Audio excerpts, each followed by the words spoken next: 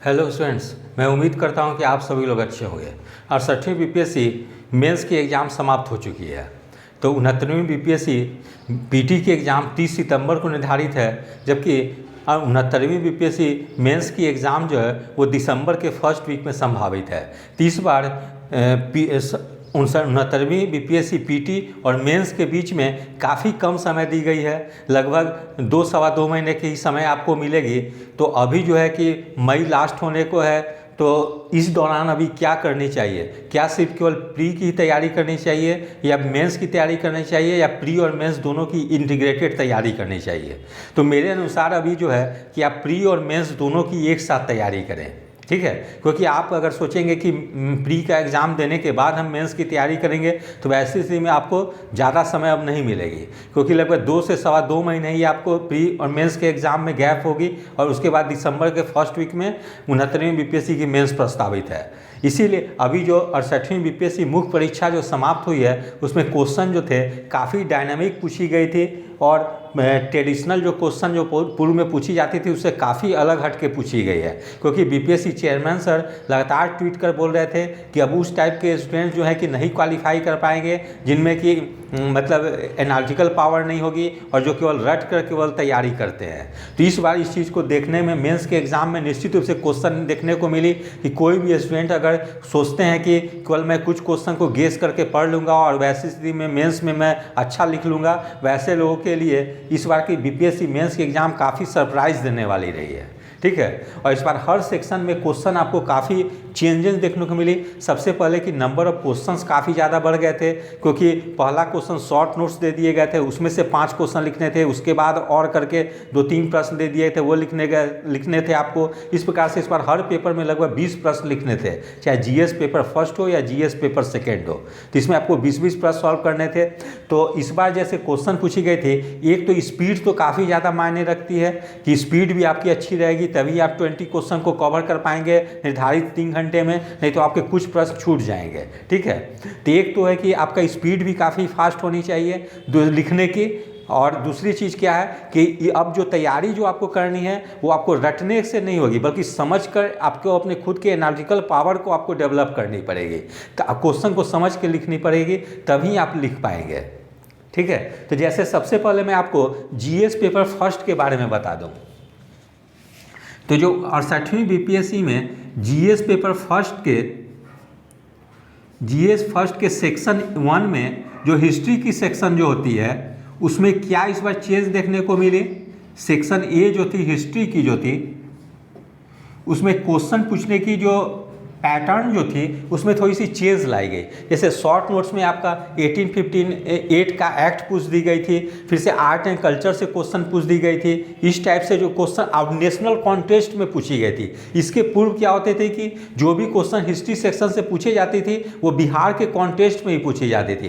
लेकिन इस बार या पिछले 1-2 एग्जाम से ये देखने को मिली है कि बिहार के इतिहास से तो प्रश्न पूछी जा रही है, उसके अलावा राष्ट्रीय आंदोलन जो है या राष्ट्रीय इतिहास है वहां से भी प्रश्न पूछ दी जा रही है। इसलिए आप लोग क्या करेंगे कि अब आगे जब 69th बीपीएससी मेंस के लिए तैयारी करेंगे तो आप लोग हिस्ट्री को बिहार के कॉन्टेस्ट में भी पढ़ेंगे प्लस नेशनल कॉन्टेस्ट में भी पढ़ेंगे, ठीक है। जब आप इस दोनों तरह से तैयारी करेंगे तब आपकी जो है कि एक मतलब जो होगी कंप्लीट प्रिपरेशन आपकी होगी। उसके अलावा आर्ट एंड कल्चर से भी देखने को प्रश्न मिल रही है हिस्ट्री सेक्शन में। पहले जनरली पाल कला, पटना कला, मौज कला से ही प्रश्न पूछे जा रहे थे, लेकिन इस बार जो है कि जो नॉर्थ इंडिया में आर्ट एंड कल्चर कैसे डेवलप हुई वो सब से भी प्रश्न पूछ दिए गए थे। तो क्या करेंगे हिस्ट्री सेक्शन के लिए आप लोग क्या करेंगे कि सिविल सर्विस के पिछले 10 से 15 साल के प्रश्न को ले लेंगे, ठीक है। और जैसे 15 साल में जो भी प्रश्न पूछे गए हैं उसको सबको जो है कि आप बार बार लिखने की तैयारी करेंगे, क्योंकि बीपीएससी में अब जो क्वेश्चन पूछने की जो पैटर्न जो अब शुरू हो गई है वो अब यूपीएससी के पैटर्न पे जा रही है। और देखेंगे कि आप जब यूपीएससी के जब सिविल सर्विस के 10-12 साल पहले के प्रश्न को देखेंगे तो 1858 का एक्ट जो है ये जो अभी बीपीएससी में पूछी गई है ये प्रश्न कई बार पूछी गई है, ठीक है। तो हो सकता है कि अगली बार 1892 एक्ट या 1919 एक्ट या 1935 एक्ट जो काफ़ी ज़्यादा पॉपुलर है वो उससे भी प्रश्न पूछ दी जाए। तो इस टाइप के प्रश्न जो पूछी गई थी पहले सिविल सर्विस में, आज से 12-13 साल पहले पूछी जाती थी। ठीक है, तो आप लोग क्या करेंगे, 15 साल के सिविल सर्विस के क्वेश्चन को ले लेंगे और उस पर अच्छे तरीके से लिखने की प्रैक्टिस करेंगे, चाहे वो आर्ट एंड कल्चर का सेक्शन हो या नेशनल मूवमेंट का या और भी कोई हो, वो करेंगे। तब आपकी जो है कि हिस्ट्री की तैयारी कंप्लीट हो जाएगी। ठीक है, उसके अलावा हम लोग सेक्शन 2 की बात करें तो सेक्शन बी की, सेक्शन बी में करेंट अफेयर से प्रश्न जो थे इसमें भी काफ़ी आपको चेंज देखने को मिले। ठीक है, काफ़ी प्रश्न डायनेमिक थे और कुछ प्रश्न तो बिल्कुल हाल के थे वो पूछ दिए गए थे, जैसे तुर्की सीरिया में भूकंप आई थी वो सब से रिलेटेड क्वेश्चन थे। फिर फॉरेन यूनिवर्सिटी जो यहाँ इंडिया में खोलने की बात हो रही है उससे रिलेटेड क्वेश्चन थे। तो इसी प्रकार से कई तरह के प्रश्न करेंट अफेयर्स में जो पूछे गए थे वो सारे न्यूज़पेपर पर बेस्ड थे। तो वर्तमान समय में न्यूज़पेपर और मैगजीन की भूमिका काफ़ी बढ़ गई है। तो मैं लास्ट में आपको बता दूंगा कि कौन कौन सा न्यूज़पेपर और मैगजीन को पढ़ें जिससे कि आपकी तैयारी मतलब जो है कि कंप्लीट हो पाएगी। कि अभी जिस ढंग के क्वेश्चंस पूछे जा रहे हैं इसमें कि आपको तो टेक्स्ट बुक तो पढ़नी है, साथ में काफ़ी महत्वपूर्ण भूमिका बन गई है न्यूज़पेपर और मैगजीन्स की। और जो स्टूडेंट जितने न्यूज़पेपर और मैगजीन को पढ़कर एक फुटनोट्स बना लेंगे और जिस टाइप से जिस फॉर्म में क्वेश्चन पूछी जा रही है उसी फॉर्म में उस फुटनोट्स को डालते जाएंगे अपने कंटेंट में, तभी आपके जो है कि आंसर जो होगी एक काफ़ी बेहतर ढंग से तैयार हो पाएगी। ठीक है, तो ये चीज़ आपको करनी होगी। तो करेंट अफेयर्स में इस बार बहुत सारे चेंज देखने को मिले। ठीक है, फिर बिहार से रिलेटेड भी करंट अफेयर्स पूछ दिए गए थे, चाहे वो 7 निश्चय 2 की बात हो या बिहार में सोलर एनर्जी के लिए क्षेत्र में क्या काम कर रही है बिहार सरकार। 30 टाइप से प्रश्न जो थे कि बिहार बेस्ड भी प्रश्न पूछ दिए गए थे। तो ये सारे प्रश्न जो है कि आप जब न्यूज़पेपर को अच्छे तरीके से पढ़ेंगे तभी आप उसको कवर कर पाएंगे। ठीक है, तो करंट अफेयर्स में भी इस बार काफ़ी चेंज देखने को मिले। वही सेक्शन सी में हम लोग देखते हैं स्टैट देखते हैं।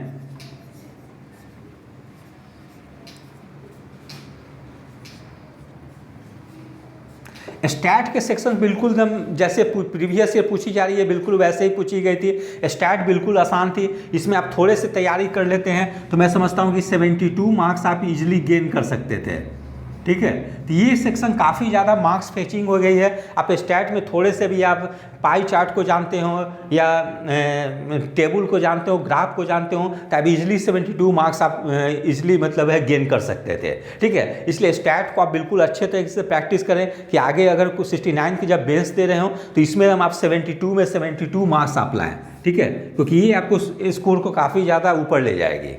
तो इस तरह से मैंने जीएस पेपर फर्स्ट का बताया कि किस टाइप से आपको तैयारी करनी है। फिर जीएस सेकेंड में हम लोग देखते हैं इसमें पॉलिटी सेक्शन में क्या देखने को मिली। जैसे सेक्शन ए में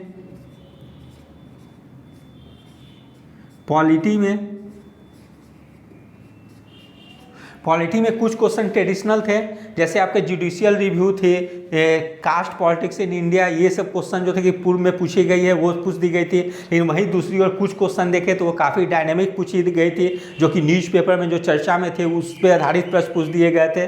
ठीक है, तो पॉलिटी में आपको दोनों तैयारी करनी है, एक ट्रेडिशनल जो पॉलिटी के जो क्वेश्चन है उसको भी तैयारी करनी है और पॉलिटी के जो इशू जो अभी कुछ महीनों में जो चर्चित रहे हैं उसको भी आपको न्यूज़पेपर और मैगजीन से अच्छे तरीके से तैयार करनी है।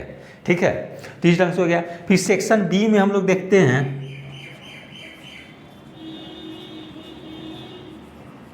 इकोनॉमी एंड ज्योग्राफी में, इसमें भी प्रश्न जो थे इस पर काफ़ी डायनेमिक पूछी गई थी। तो इसके लिए भी आपको न्यूज़पेपर और मैगजीन आपको काफ़ी ज़्यादा हेल्प करेगी। उस ढंग का जो है कि आप सोचेंगे किसी बुक से या मतलब पहले से प्रिपेयर्ड हो कि मैं इस क्वेश्चन को तैयार करके जाऊंगा, तो उसमें आपको नुकसान हो जाएगी। ठीक है, इसलिए आप लोग को जो हाल में चर्चा जो भी रही है इकोनॉमी ज्योग्राफी सेक्शन में उसका एक कंप्लीट नोट्स 5-6 पेज का बना लेंगे और जिस फॉर्म में क्वेश्चन पूछी जाए उसी फॉर्म में आपको लिखनी है। फिर सेक्शन सी में हम लोग देखते हैं साइंस टेक में साइंस टेक में भी इस बार नैनो टेक्नोलॉजी का हेल्थ क्षेत्र में क्या यूज है ये सब पूछ दी गई थी। और भी क्वेश्चन जो थे कि वो जो चर्चित रहे हैं साइंस टेक में घटनाक्रम था, जैसे इंटरनेट इंट्रानेट वगैरह से भी क्वेश्चन पूछ दी गई थी, तो वो क्वेश्चन हाल में चर्चा में थी, इसी कारण से पूछी गई है। तो इसके लिए जो है कि न्यूज़पेपर और मैगजीन की काफ़ी भूमिका बढ़ गई है। तो मैं जैसे आपको बता देता हूँ कि चाहे जीएस पेपर फर्स्ट हो या पेपर सेकेंड हो, अगर आप हिस्ट्री सेक्शन की बात करें तो हिस्ट्री सेक्शन में आप क्या करेंगे कि स्पेक्ट्रम की बुक को आप पढ़ लेंगे, ठीक है, जो काफ़ी पॉपुलर बुक है। इससे आप जो नेशनल कॉन्टेस्ट में जो है वो आपको तैयारी हो जाएगी स्पेक्ट्रम बुक से।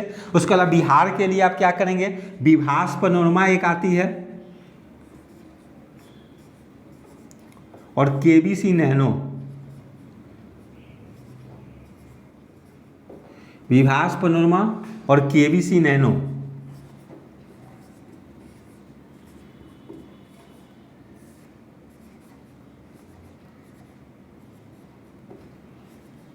ये दो बुक से मिलाकर आप जो है बिहार के कॉन्टेस्ट में जो हिस्ट्री होगी उसको तैयार कर लेंगे, ठीक है। फिर हम लोग देखते हैं सेक्शन बी के लिए, करेंट के लिए क्या करेंगे हम लोग। इसमें न्यूज़पेपर की काफ़ी भूमिका बढ़ गई है, तो इसमें द हिंदू का निश्चित रूप से लोग स्टडी करेंगे, चाहे स्टूडेंट हिंदी मीडियम के हो या इंग्लिश मीडियम के हो, क्योंकि फॉरेन यूनिवर्सिटी जो इस्टेब्लिशमेंट की जो बात चल रही है उसमें हिंदू में काफ़ी ज़्यादा आर्टिकल उसमें आई थी और काफ़ी अच्छे ढंग से उसमें डिस्क्राइब की गई थी, ठीक है। तो द हिंदी न्यूज़पेपर को जरूर पढ़ेंगे, चाहे वो इंग्लिश मीडियम वाले तो पढ़ेंगे ही, हिंदी मीडियम वाले भी कोशिश करेंगे कि द हिंदू को पढ़ें, ठीक है। उसके अलावा हिंदी न्यूज़पेपर में हिंदुस्तान और दैनिक जागरण,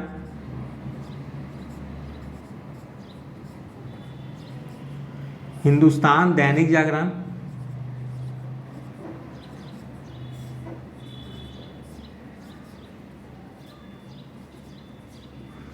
न्यूज़पेपर को पढ़ेंगे। और हिंदुस्तान दैनिक जागरण को तो हिंदी मीडियम वाले पढ़ेंगे, हिंदी माध्यम वाले, साथ में इंग्लिश मीडियम के जो स्टूडेंट होंगे वो भी हिंदुस्तान और दैनिक जागरण को पढ़ेंगे। और इस ढंग से नहीं सोचनी है कि यदि कोई मटेरियल हिंदी में है तो इंग्लिश वाले कोशिश करेंगे कि हिंदी में भी पढ़ने की कोशिश करेंगे, ऐसा नहीं सोचेंगे कि हिंदी में मटेरियल है तो मैं नहीं पढ़ूंगा, ठीक है। और हिंदी मीडियम वाले भी ऐसा नहीं सोचेंगे कि इंग्लिश में मटेरियल है तो नहीं पढ़ूंगा। आपको खुद को डेवलप करनी पड़ेगी कि इंग्लिश वाले हिंदी मीडियम के मटेरियल को भी पढ़ सके और हिंदी वाले इंग्लिश मीडियम के मटेरियल को भी पढ़ सके। फिर स्टैट का सेक्शन जो है वो काफ़ी आसान आ रही है। इसमें आप कोई भी जो है कि सिंपल जो पूर्व में बैंक पीओ में एग्जाम में जो क्वेश्चन जो पूछी गई है, चाहे वो ग्राफ की हो, पाई चार्ट की हो, यदि आप प्रीवियस ईयर क्वेश्चन को बैंक पीओ के पिछले 5 साल का कोई भी लेके बना सकते हैं, सिंपल जो पूछी गई है, तो ईजिली आप 72 मार्क्स कलेक्ट कर लेंगे, ठीक है। तो प्रीवियस ईयर बैंक पीओ के क्वेश्चन को सॉल्व कर लेंगे।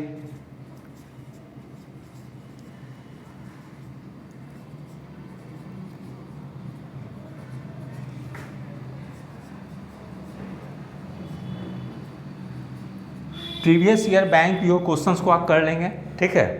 अब हम लोग आगे आते हैं जीएस 2 पेपर पे, ठीक है। जीएस 2 में हम लोग पॉलिटी देखते हैं जैसे, ठीक है। पॉलिटी सेक्शन में प्रश्न जो थे कुछ जो कि एक आध दो जो से ट्रेडिशनल जो पूछी जा रही थी पहले से, caste in politics, judicial review वगैरह से पूछी गई थी, तो इसमें जो है कि आप न्यूज़पेपर को पढ़ते हैं या मैगजीन पढ़ते हैं उसमें काफ़ी अच्छे से दी गई है, ठीक है। तो आप लोग क्या करेंगे, दृष्टि मैगजीन जो आती है उसको देख लेंगे अच्छे से, प्रतियोगिता दर्पण, ठीक है, न्यूज़पेपर द हिंदू,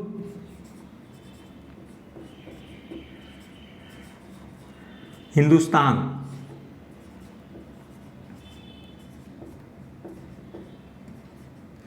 दैनिक जागरण,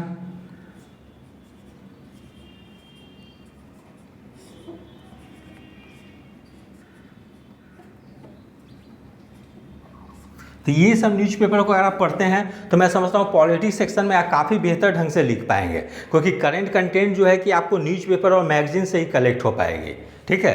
तो आप लोग जरूर से आप लोग जो है कि दृष्टि और प्रतियोगिता दर्पण पढ़ेंगे, साथ में हिंदू और हिंदुस्तान और दैनिक जागरण को भी पढ़ेंगे, ठीक है। जबकि आप ज्योग्राफी और इकोनॉमी सेक्शन के लिए आप लोग दृष्टि प्रतियोगिता दर्पण तो पढ़ेंगे ही,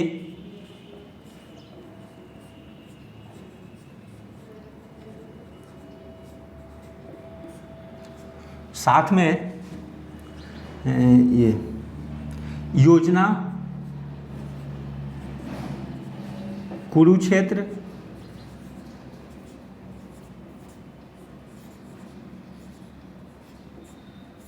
बिहार आर्थिक सर्वेक्षण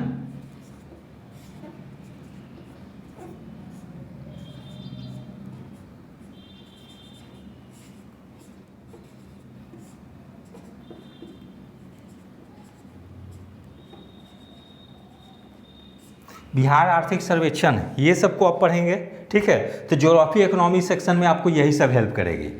ठीक है, उसके अलावा ज्योग्राफी इकोनॉमी के ट्रेडिशनल क्वेश्चन को पढ़ने के लिए एक बिहार आर्थिक भूगोल करके भी आती है, वो कोई राइटर का मुझे एग्जैक्ट नाम याद नहीं पड़ रही है, उसको भी पढ़ लेते हैं तो काफ़ी हेल्प करेगी। साइंस टेक में भी प्रश्न जो है कि कुछ मतलब जो है कि काफ़ी ज़्यादा डायनेमिक ही प्रश्न आ रहे हैं, तो इसमें भी आपको न्यूज़पेपर ये मैगजीन ही हेल्प करेगी। तो आप क्या करेंगे, दृष्टि या दर्पण को पढ़ेंगे। ठीक है, और साथ में न्यूज़पेपर को कलेक्ट कर, न्यूज़पेपर देख लेंगे, द हिंदू देख लेंगे, दैनिक जागरण।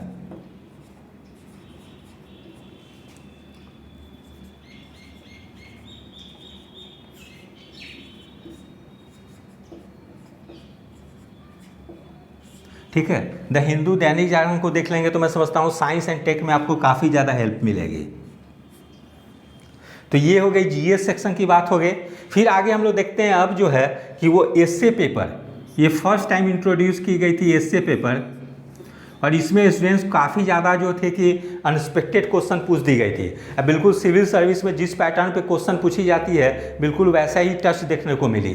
जैसे सेक्शन 3 सेक्शन बनाई गई थी, तो सेक्शन ए में फिलोसफिकल बेस्ड क्वेश्चन पूछ दिए गए थे। ठीक है, इस टाइप के प्रश्न जनरली सिविल सर्विस में पूछे जाते हैं, और जो स्टूडेंट सिविल सर्विस मेंस 1-2 बार लिख चुके हैं उन लोगों को इसमें काफ़ी एडवांटेज मिली होगी। और धीरे धीरे अब बीपीएससी की पैटर्न जो जा रही है वो बिल्कुल सिविल सर्विस के पैटर्न पे जा रही है। जो स्टूडेंट सिविल सर्विस के मेंस के एग्जाम को 2 बार लिख चुके हैं निश्चित रूप से उन लोग को एडवांटेज मिली होगी इस बीपीएससी के एग्जाम में, खास करके 68 बीपीएससी मेन्स में। फिर आगे हम लोग देखते हैं एसए में सेक्शन बी में, ये सेक्शन थोड़ी सी कंपेरेटिवली ए और सी के कंपेरेटिवली में थोड़ी ईजी थी।